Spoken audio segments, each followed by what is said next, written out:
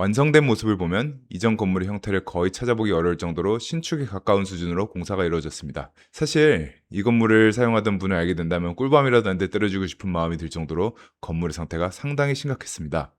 이 건물은 원래 1966년에 지어진 2층짜리 건물이었습니다. 그런데 기존 2층 건물 위에 구조를 제대로 연결하지도 않은 상태로 조적조 3층 올려 사용하고 있었고, 그 위에는 경량철골처로 4층을 불법 중축해 사용하고 있었습니다. 게다가 가장 가벼워야 할 4층, 오히려 가장 무거운 시설들이 설치되어 있었습니다. 솔직히 말씀드리면 언제 무너져도 이상하지 않을 정도로 위태로운 상태였습니다. 기존 1층과 2층 콘크리트 역시 부식이 굉장히 심했고요.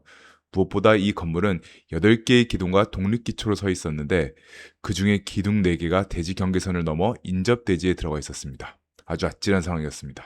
건축주께서는 처음에는 기둥이 넘어가 있는 인접대지를 매입하는 방안도 고민하셨습니다. 하지만 협상이 원활하게 이루어지지 않았고, 그렇다고 건물을 철거하고 신축하기에는 주차장 문제가 있었습니다. 대지가 워낙 협소하다 보니 현재 법규에 맞춰 주차장을 만들면 사실상 1층 대부분을 주차장으로 사용해야 했습니다. 그러면 상업시설로 활용해야 할 가장 중요한 1층을 포기해야 하는 상황이 되는 것이죠. 결국 건물의 상태와 법규, 사업성 등 여러 조건을 종합적으로 검토한 끝에 신축이 아닌 대수선을 방향으로 결정하고 설계를 진행했습니다. 설계도 어려웠지만 사실 이 프로젝트는 시공이 훨씬 더 어려운 현장이었습니다.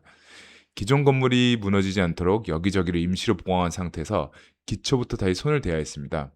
기존 기초 하부에 지반을 먼저 보강하고 건물을 지지할 새로운 매트 기초도 만들어야 했습니다. 그 다음에는 4층부터 시작해 위에서 아래로 철거하면서 내려와야 했습니다.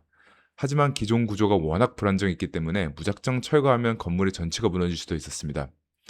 철거하는 순간마다 남아있는 구조가 안전하게 버틸 수 있도록 계속해서 보강해야 했고, 시공사에서 정말 많은 노력을 기울여야 했습니다.